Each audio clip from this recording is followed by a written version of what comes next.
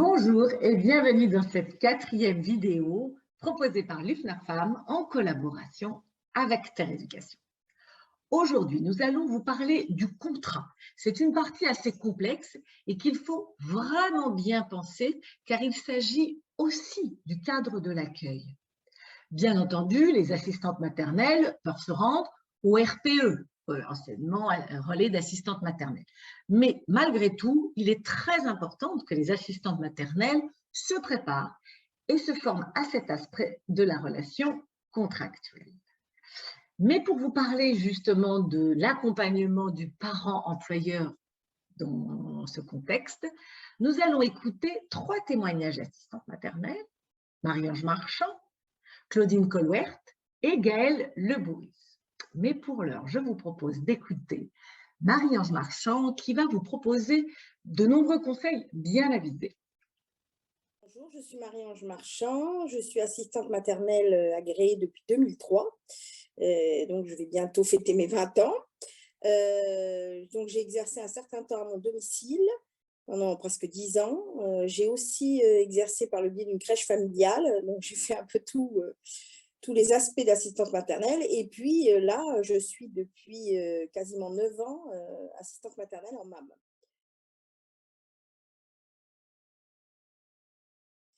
Alors, pourquoi c'est important d'accompagner le parent? Eh bien, le parent vient vers nous car il recherche un mode de garde.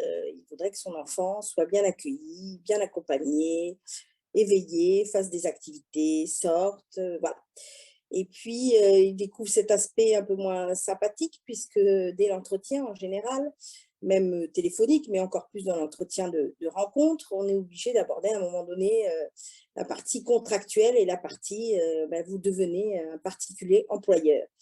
Et bien souvent, voilà, il n'était pas vraiment là pour ça. Il avait l'impression qu'il allait prendre un mode de garde ou il allait régler une facture. Et puis là, c'est pas ça. Il est lui-même salarié souvent d'une entreprise et donc voilà, il a un bulletin de salaire, il a un salaire, mais comment on gère ça quand on a soi-même un salarié? Évidemment que là, ça devient compliqué. Et nous, dès le premier entretien, on va être obligé de parler de taux horaire, de nombre d'heures d'accueil, définir voilà, comment le contrat va être signé, quel type d'accueil. Et donc, évidemment qu'il est perdu parce que de toute façon, il ne s'attend pas du tout à ça.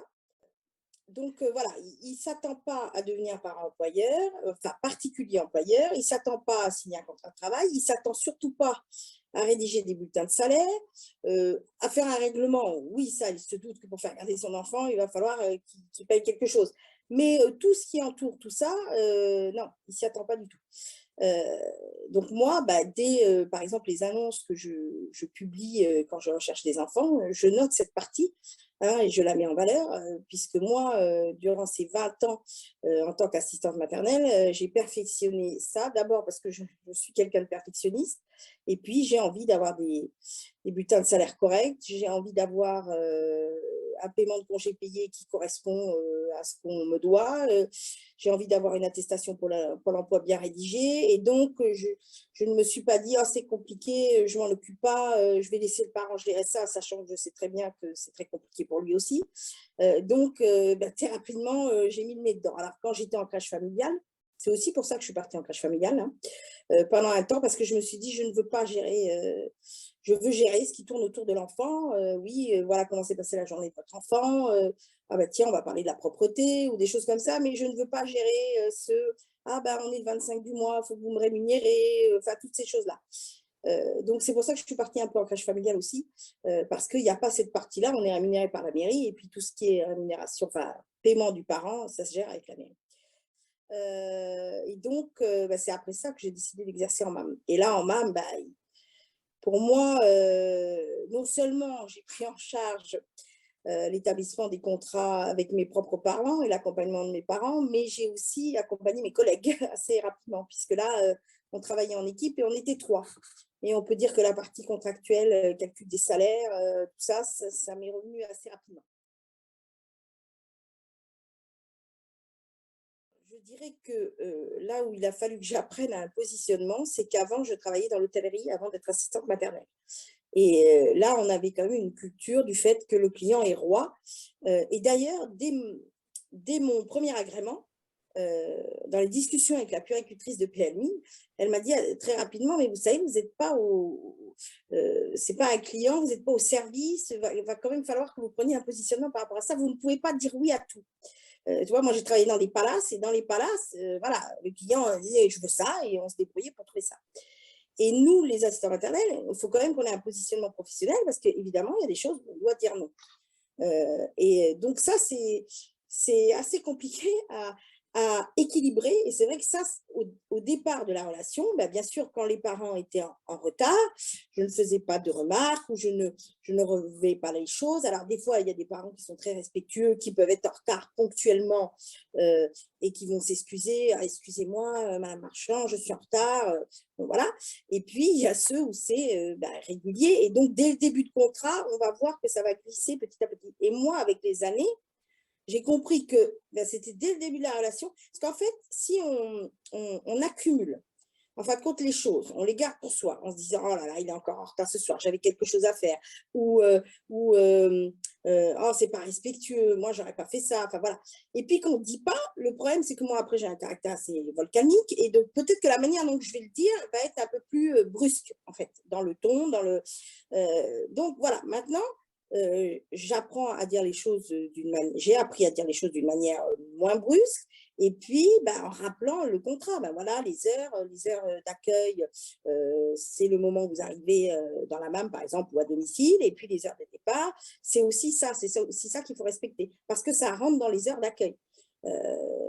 À domicile, c'est toujours un peu compliqué parce qu'il peut y avoir des glissements, hein, parents qui commencent à s'installer. Alors moi, à mon domicile, par exemple, j'essayais quand même de les maintenir dans l'entrée, hein, c'est-à-dire voilà, ils habillent l'enfant et puis moi, je passe les consignes et tout ça. Et dans une MAM, on va dire que dans un local, c'est carrément réfléchi pour, c'est-à-dire qu'on a un sas d'entrée où nous, on va passer les consignes et où pendant ce temps-là, le parent va préparer l'enfant. Donc là, il n'y a aucune possibilité qu'il s'installe. Mais voilà. Je dois dire aussi que dans le début de la relation, je ne rentre pas, enfin, ça c'est toute la relation, mais je ne suis pas dans le tutoiement avec le parent. J'essaie voilà, je ne fais pas la bise, je ne fais pas le tutoiement. Ça m'est arrivé avec des parents, mais le contrat était fini, on était devenus amis et c'était autre chose. Mais durant la relation professionnelle, non, moi je garde une distance. Parce que justement, je ne veux pas que ce rapprochement devienne finalement, si j'arrive avec 10 minutes de retard, que je fais une course avant d'arriver, ça ne va pas la déranger. Ou si j'arrive en rigolant, en lui tapant dans le dos, en lui disant Marion, ce soir, j'ai une réunion tardive. Non, non, voilà. Et c'est pour ça qu'avec les années, j'ai aussi appris d'abord à le communiquer de manière différente, moins brusque, et à le dire tout de suite. C'est-à-dire à ne pas laisser déborder les choses. Parce que le problème, c'est ça. Et parfois, certaines collègues sont fatiguées de ça, en fait, de toujours avoir à redire, à redire, à redire. Malheureusement, moi, je pense que c'est une partie du métier. C'est comme d'être rémunéré en temps et en heure, c'est-à-dire moi, j'exige de mes parents, et d'ailleurs, c'est marqué dans le contrat de travail. Hein, alors, maintenant, il n'y a pas J'en Emploi Plus, donc c'est un peu différent, mais avant, c'est le chèque est remis le dernier jour travaillé et moi, il est encaissé le premier du mois. Et avec Page Emploi Plus, moi, je leur demande de respecter une date de déclaration pour que j'ai mon salaire en temps et en heure sur mon compte bancaire. Donc, je dirais les horaires, le salaire, c'est vrai que voilà, avec tes parents, par contre, ça va être toute la relation. Hein, c'est-à-dire que quasiment tous les mois ou tous les 2 mois, alors j'ai eu, Marianne, j'ai oublié le chèque sur la table de la cuisine. Le lendemain, Marianne, c'est mon mari, il l'a bougé, il l'a mis dans la salle. Donc là, je dis à maman, je vais me fâcher parce que là, vous exagérez quand même. Hein, là, vous avez vraiment dépassé. Hein, vous savez que les autres parents, j'ai déjà déposé le chèque. Hein, donc voilà, j'essaie de faire des rappels comme ça parce que j'estime que c'est un respect. Ils savent qu'ils ont une rémunération à donner. Bon, mais on entend tout. Hein, on entend mais c'est déjà la fin du mois. Oui, vous devez sans doute vous en rendre compte aussi sur votre compte bancaire, hein, que c'est la fin du mois. Vous attendez aussi votre salaire, vous voyez ce que je veux dire. On a tout ce genre de petites anecdotes, voilà.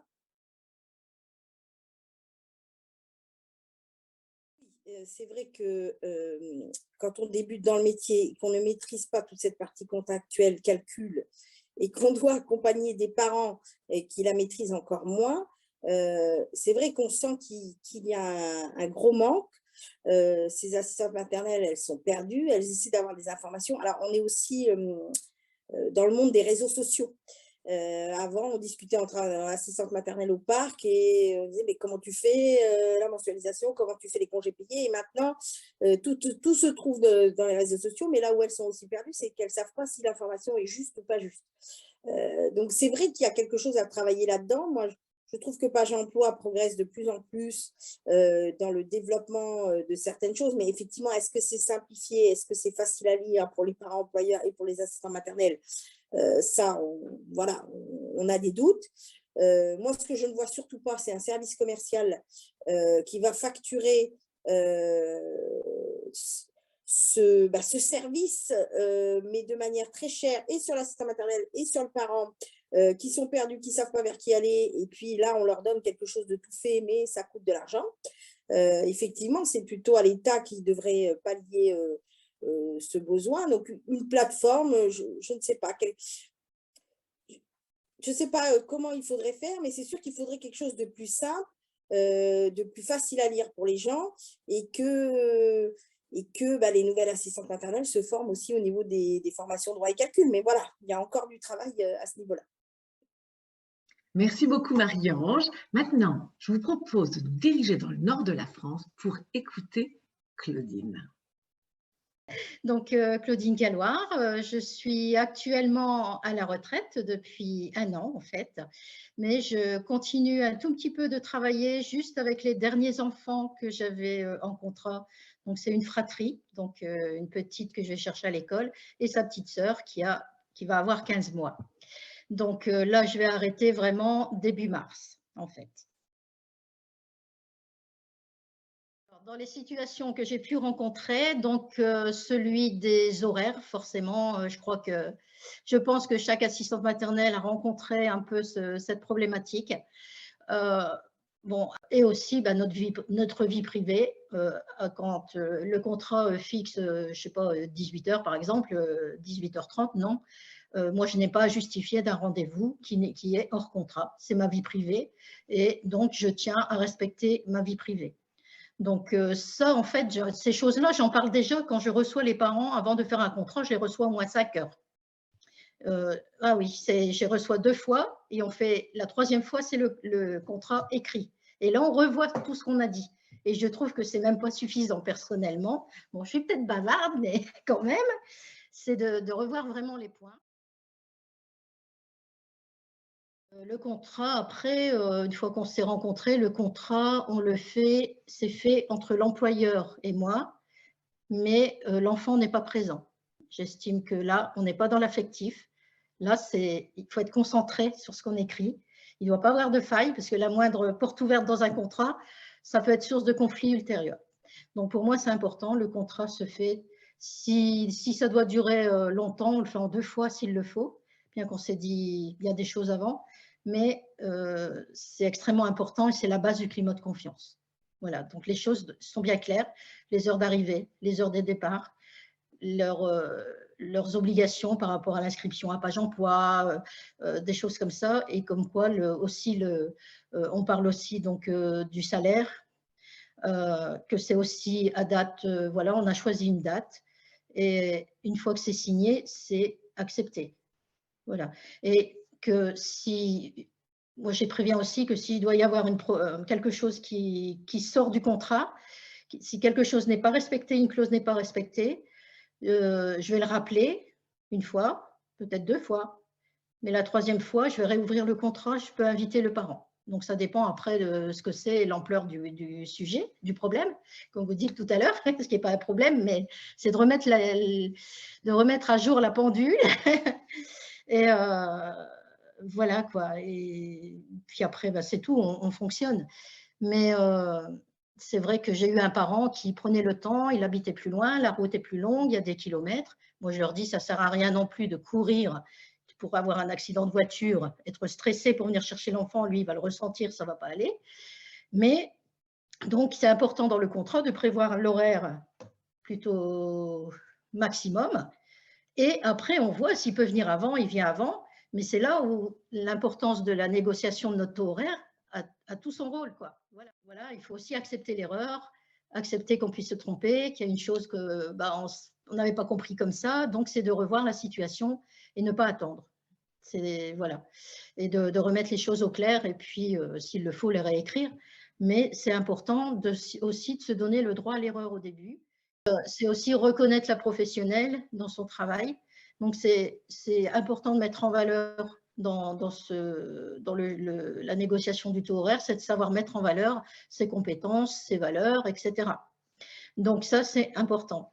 Donc, c'est que le parent reconnaisse que j'aime pas parler de prix parce qu'on n'est pas sur une étagère. J'aime pas parler tarifs, moi, c'est taux horaire. J'ai dit, on a cette chance de pouvoir le négocier. Et voilà, quoi, c'est super d'expliquer, voilà, la convention collective, bah oui, c'est un minimum parce qu'eux vont se renseigner, ils vont regarder les minimums. Le maximum, ils vont essayer de l'oublier, mais parfois, ça peut être justifié. Et voilà, mais je vois de plus en plus, moi, ce que je ressens, c'est qu'il y a beaucoup d'assistantes maternelles qui sont dans la peur. Elles ont peur de, déjà, la relation avec la PMI, ce qui n'est pas toujours simple, la relation avec les parents, pas attendre la dernière minute, parce que s'il y a un conflit en fin de contrat, par exemple, on n'attend pas 9 mois pour dire il y a ça qui n'a pas été, ça qui n'a pas été, et de tout relever à la dernière minute. Non. Je pense que même au niveau de la paye, on voit très bien, il suffit d'agrafer sa fiche de paye page emploi et celle du parent et de voir au fur et à mesure s'il n'y a pas un souci, plutôt que d'attendre la fin de l'année et de s'apercevoir qu'il y a eu des erreurs faites tous les mois, quoi. Voilà. Donc, ce sont ces petites choses, en fait, du quotidien, oui, qui ne sont peut-être pas assez expliquées au début. Voilà. Puis bon, après, le choix du métier, je pense qu'il est aussi extrêmement important. Donc, il faut savoir sortir de chez soi, aller à la rencontre des autres, parce qu'on est peut-être seul à travailler chez nous, mais on forme une équipe dont les collègues sont partout. Mais on reste une équipe, on reste une profession. Et il est important que quand même, il y ait quelque chose qui nous unisse. Merci beaucoup, Claudine, pour tous ces conseils. Maintenant, je vous propose de voyager en Bretagne pour écouter Gaëlle Le Bourris. Donc, moi, je m'appelle Gaëlle Le Bourris. Je suis assistante maternelle depuis 2005. Donc, j'entame ma 17e année, là, du coup. Je suis en Bretagne, région Bretagne, département des Côtes-d'Armor, à Plérin, à côté de Saint-Brieuc. Alors moi, je pense que dans un premier temps, on est là pour, oui, vraiment, c'est ça, c'est le terme, c'est accompagner le parent, en fait, dans le, comment je pourrais vous dire ça, accompagner le parent dans l'éducation de l'enfant, enfin dans l'éveil de l'enfant, plus dans l'éveil de l'enfant, en fait, et puis l'accompagner du coup aussi dans son parcours de parent-employeur, parce que c'est vrai que bien souvent, la première fois qu'on reçoit un parent, enfin, c'est son premier enfant, il est lui-même salarié, il n'a pas du tout la notion de ce que ça va être que d'être employeur. Bien souvent, il n'a même pas connaissance que, par exemple, notre profession a une convention collective. Il ne la connaît pas. Donc, du coup, c'est voilà, de pouvoir les accompagner, surtout dans un premier temps par rapport à l'enfant. Enfin, voilà, on se rencontre, on discute, on voit, voilà. Quand on se choisit, et ben après, il y a le côté plus administratif, on va dire, où là, voilà, on échange autour du contrat de travail. Alors, déjà, c'est vrai que moi, dans un premier temps, le contact en général, comme pour tout le monde, se fait par téléphone. Donc, on échange un premier temps, voilà. Et là, j'amène déjà quelques notions de ça, dans le fait où moi, je travaille en fait en année, ce qu'on appelait année incomplète, qu'on appelle maintenant 46 semaines ou moins de l'accueil de l'enfant par période de 12 mois consécutifs, ce qui vaut beaucoup de simplifier les choses, cette formulation. Mais voilà, donc je suis plus sur des années incomplètes. Donc du coup, déjà, il faut qu'on arrive à se mettre d'accord. Enfin voilà, il faut qu'eux, ils sachent que je ne vais pas pouvoir être là tout le temps. Donc si eux n'ont pas d'autres solutions de garde, ça ne va pas être possible de travailler ensemble. Donc déjà, là, ça pose un peu les choses. Souvent, ils ne savent pas ce que c'est une année incomplète, entre guillemets. Donc déjà, là, on commence un peu à expliquer les choses. C'est vrai que quand on se rend compte là qu'on a finalisé, qu'on va travailler ensemble, qu'on se pose pour le contrat de travail, c'est vrai que la première chose qu'on va essayer de définir, que je vais voir avec eux déjà, c'est le nombre d'heures dont ils vont avoir besoin en fait dans la semaine. Sachant qu'effectivement, on a des amplitudes horaires à ne pas dépasser. Donc voilà, entre le premier enfant arrivé et le dernier qui part. Donc voilà, on va déjà définir ça. Après, on va définir effectivement les périodes de congé. Donc moi, de base, déjà, je prends plus, je suis l'assistante maternelle casse-pied, c'est-à-dire que je prends plus que les 5 semaines de congé auxquelles on a le droit. Donc, je prends en fait une semaine à chaque vacances et 4 semaines en été. Donc, ça fait 8 semaines. Là, on essaye de voir. Parfois, il y a encore des parents qui ont encore des dates différentes de moi. Donc, du coup, ça fait encore d'autres semaines à enlever de la mensualisation. Donc, on essaye de voir tout ça. On pose tout ça. En général, le tarif horaire, il a déjà été donné quand même au moins. Mais ce n'est pas forcément ça qui préoccupe plus le parent, en fait. C'est plus... je pense que quand même, c'est plus la phase, enfin, c'est plus le feeling, comment ça se passe. Si ça se passe bien enfin, si le feeling est bon, le tarif horaire, ça ne va pas leur poser problème, en fait. Voilà, c'est plus une relation. On est quand même dans de l'humain, quoi. Donc, il y a quand même le côté humain qui joue. Et donc, une fois qu'on a posé tout ça, on va calculer la mensualisation. Et là, effectivement, ils découvrent qu'il faut calculer le salaire de l'assistant maternel. Donc, voilà, on va poser, on va expliquer comment se calcule le salaire. Après, effectivement, du coup, on va évoquer tout ce qui va être les indemnités d'entretien, indemnités de repas. Donc, on dit que les indemnités d'entretien, c'est fixé dans la convention. Voilà, il y a un minimum on peut pas aller en dessous. Donc, voilà, on le discute. Les indemnités de repas, c'est pareil. Alors, on explique aux parents que même si eux vont nous fournir les repas, il faudra quand même nous faire une attestation parce qu'il faudra qu'on déclare aux impôts les repas, même s'ils ne nous les payent pas, il faut qu'on les déclare pour pouvoir bénéficier de l'abattement fiscal. Donc là aussi, ils découvrent que voilà, on a aussi le droit à un abattement fiscal. Je dis qu'être assistante maternelle, c'est sans profession, mais sans profession CENT, quoi. On est assistant maternel, on est cuisinier, on est infirmier, on est comptable, psychologue. Enfin voilà, on fait vraiment, on a vraiment une pluralité. Alors c'est vrai que moi, au départ, je me posais peut-être, j'avais pas vu cet aspect-là de la profession, moi, quand j'ai souhaité faire cette profession. J'avais pas tout ce côté administratif, ça m'avait pas sauté aux yeux. Donc je me suis un petit peu intéressée du coup à tout ce qui était contrat de travail. C'est vrai, moi que je vois dans les familles que j'ai, en fait, bien souvent, je sens bien que si je leur dis, écoutez, alors c'est vrai que le calcul de mensualisation, tout ça, on le fait ensemble quand on rédige le contrat, c'est fait ensemble. Après, tous les mois, il faut établir le bulletin de paye, enfin le bulletin de salaire. Je sens bien que si je les laisse se débrouiller comme ça, oula, voilà. Donc je leur dis, voilà les éléments, voilà, c'est bon. Et encore un mois où tout se passe bien, il n'y a pas de souci, on reprend, voilà. C'est plus au niveau des indemnités d'entretien qu'il va falloir savoir combien de jours l'enfant était là, les repas, etc., qu'il va falloir rajouter. Donc ça, c'est pas trop compliqué. Par contre, s'il faut qu'on fasse une déduction de salaire parce que l'enfant a été absent parce qu'il était malade ou parce que moi, j'ai été absente pour une raison X ou Y, là, on sent que ça devient compliqué, hein. Vous leur parlez de calcul, cours de cassation, ils vous regardent avec des grands yeux. Qu'est-ce que c'est que ça? Voilà. Donc, je sens bien que si je leur dis, bah, écoutez, si vous voulez, je vous le fais, ils sont très soulagés. Après, ce n'est pas non plus la solution parce que si un jour, ils changent d'assistant maternel et que l'autre assistant maternel ne fonctionne pas comme ça peut être compliqué. Alors, il y a beaucoup de parents qui se laissent complètement porter, qui ne s'intéressent pas du tout.